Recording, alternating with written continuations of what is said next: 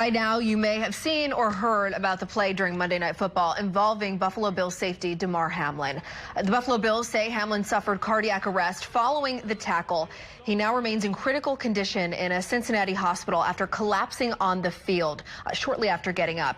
The game against the Bengals was ultimately suspended, but following this incident, we wanted to take a closer look at what could bring on cardiac arrest and how prevalent this may be in younger people. Dr. Larry Phillips is a cardiologist at NYU Langone, joining us now to talk more about this. So thank you so much for being here. First of all, just want to get your overall impression. When you saw this video on the field, did you suspect that it was it? Well, I think that the video shows a really traumatic experience, and it's very scary. And hopefully, with the prompt response of the medical team and the quick initiation of CPR, it gives the best chance for survival. Yeah, we keep hearing about that, right? How critical that quick response was, and he had the medical team on the field within moments. So do we think that this is going to give him a better chance of recovery here because that was so quick?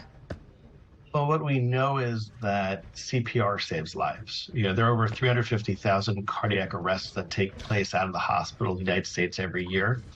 And what we do through the American Heart Association is we really advocate to promptly start resuscitation. So when you see somebody that collapses, and this is in the community or anywhere, that it's important to get EMS activated very quickly. It's important to rapidly start hands-only CPR in the community. When medical professionals are available, they're doing full CPR to get an external defibrillator, if available, to check and see if a shock is needed. But really, the prompt, rapid response is what's going to improve the likelihood of survival in such a terrible situation. I think what also alarmed and disturbed so many people is that it looked like, a tough hit, but not something super out of the ordinary, or at least the way it looked on screen. So what can cause something like this to happen?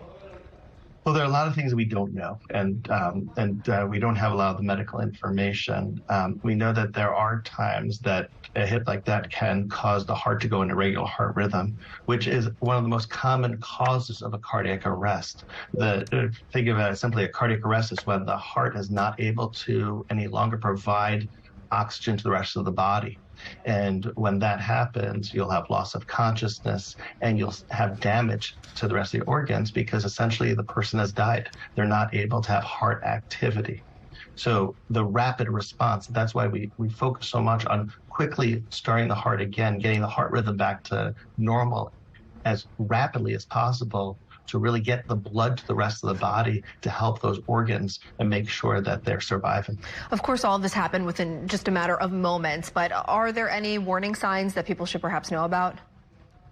So when in this situation, we haven't heard of any warning signs.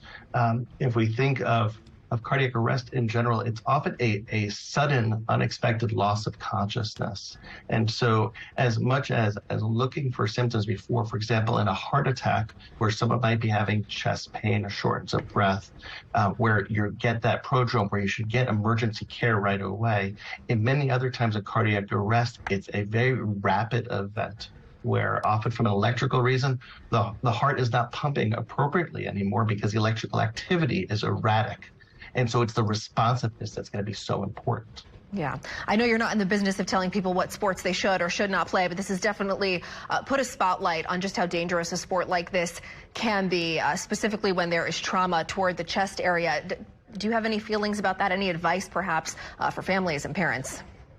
No, I definitely don't advise which sports people should participate in or not.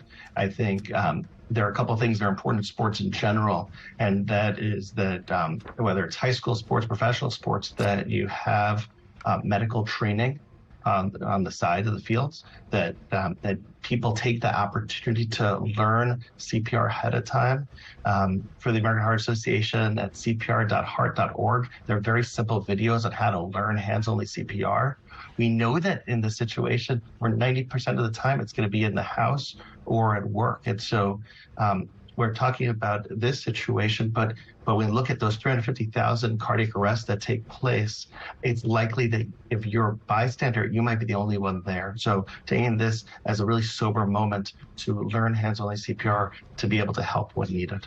Some great advice. Doctor, it is great to have you here. Thank you for spending some time with us. We are going to take a quick break.